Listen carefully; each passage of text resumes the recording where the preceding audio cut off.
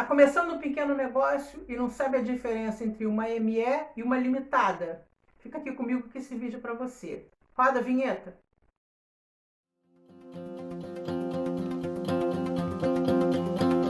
Naturalmente, quando você começa um negócio, você precisa definir a forma pela qual a empresa vai recolher os seus tributos. Quando ela decide ingressar no Simples Nacional por entender que é uma carga tributária menor para um negócio que está começando, ela será uma microempresa ou uma empresa de pequeno porte, EPP. Geralmente, essa sigla vem no finalzinho da razão social da empresa.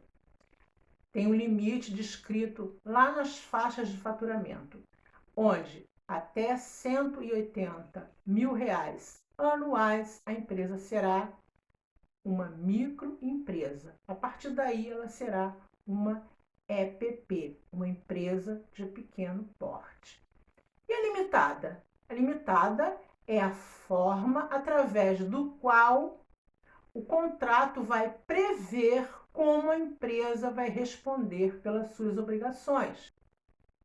Por exemplo, a empresa tem dinheiro no caixa, na conta corrente, numa aplicação financeira, a empresa fez algum empréstimo e tem direito de receber, a empresa vendeu e tem direito de receber do cliente, a empresa tem o próprio estoque, a empresa pode ter imóveis que ela adquiriu. Com esses bens e direitos, ela vai responder pelas obrigações geradas pela sua operação. Pagamento de fornecedor, pagamento de salário de funcionário, empréstimo que a empresa fez diante dos bancos, empréstimo que a empresa fez a um sócio. A limitada define essa responsabilidade. Sueli, existe empresa ilimitada, de responsabilidade ilimitada? Existe, mas não é interessante. A limitada, como eu já disse, define no contrato que a empresa vai responder com os bens e direitos que ela tiver no seu balanço, na sua operação. A ilimitada significa dizer que sempre que houver uma obrigação, os bens pessoais do sócio entram nessa responsabilidade. Então, eu tenho um CNPJ e tenho os bens da minha empresa, que estão em nome desse CNPJ. E tenho os meus bens pessoais, que estão em meu nome. Eu não posso, por exemplo, tirar dinheiro de uma aplicação financeira e comprar um apartamento para mim, embora eu seja dona da empresa. Por isso que se fala tanto em separar as obrigações, porque não se pode misturar obrigação de pessoa física, obrigação de pessoa jurídica, direito de pessoa jurídica, direito de pessoa física. Quando a pessoa é MEI, por exemplo, ela costuma misturar tudo, ela não faz um controle gerencial, é um erro gravíssimo. Tem que separar, ainda que não seja obrigado, porque nem tudo que é permitido nos convém. Então, não convém que você misture tudo. No caso de uma limitada, você nem deve, você não pode misturar tudo. Meter a mão no dinheiro da empresa para pagar contas pessoais. Isso você vai fazer de maneira lícita, através do Prolabore e da distribuição de lucro. Sueli, eu vou começar o meu negócio com uma marca, através de uma franquia, que tem toda uma estrutura. Então, eu acredito, está planejado, está projetado que meu faturamento já comece, por exemplo, com 100 mil reais ao mês. Eu não posso ser do MEI. E eu acho que se eu for do Simples, também vai me prejudicar. Você pode começar através do lucro presumido, que é uma empresa que pode ser limitada ou ilimitada.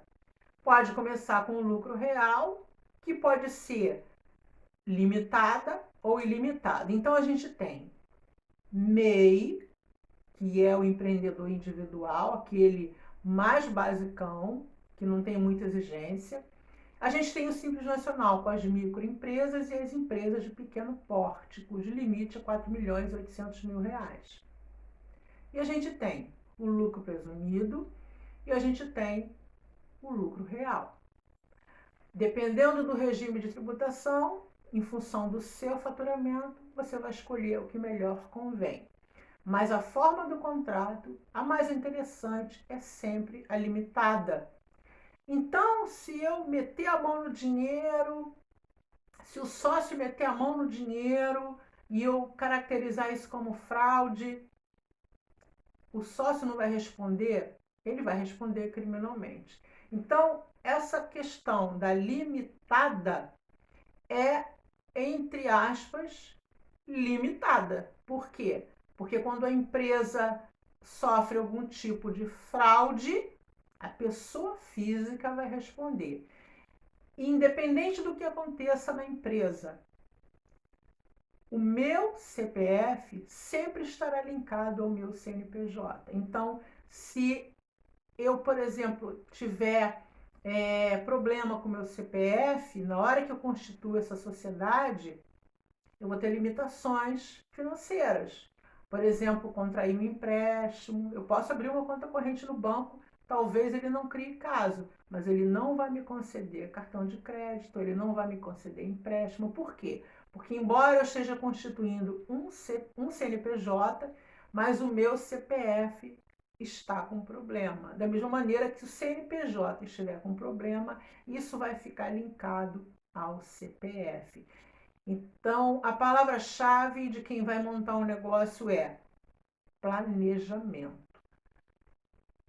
No próximo vídeo, eu vou falar de constituição de capital social. Que a pessoa acha assim, eu vou começar meu capital com 100, 200, 300.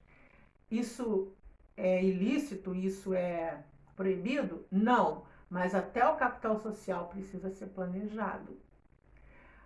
Com relação à limitada, você talvez tenha uma dúvida. Sueli, eu vou precisar de um sócio? Porque o MEI, ele atua sozinho. O próprio nome diz, MEI, microempreendedor individual. E sendo uma limitada? Sendo limitada, existem duas possibilidades. O sócio, aliás, o titular, que é o empresário individual de responsabilidade limitada, mas tem um porém que a gente tem que analisar. Esse contrato precisa estar descrito de forma que o capital social disponível, ou seja, o dinheiro tem que estar disponibilizado na empresa no valor de 100 salários mínimos. Eu não falei 100 mil reais, eu falei 100 salários mínimos. Significa dizer que todos os anos o salário mínimo muda e seu contrato deve estar atualizado.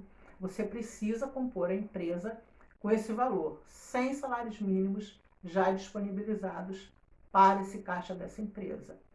E não é pouco dinheiro. E aí você vai poder atuar sozinho. Em 2019, criou-se uma nova alternativa que é mais interessante. Sociedade unipessoal limitada. Ou seja, a empresa responde pelas suas obrigações através dos seus bens e direitos. O bem do sócio, ou nesse caso do titular, porque não tem sócio, ele não se comunica com essas obrigações, só se for em caso de fraude. Você pode ser uma sociedade unipessoal limitada sem que você tenha que ter um capital de 100 salários mínimos. Se você não está inscrito, se inscreve nesse canal para ficar atualizado sobre essas questões que são dúvidas comuns de quem está começando a empreender. No próximo vídeo eu vou falar como você vai constituir, como você vai planejar o seu capital social.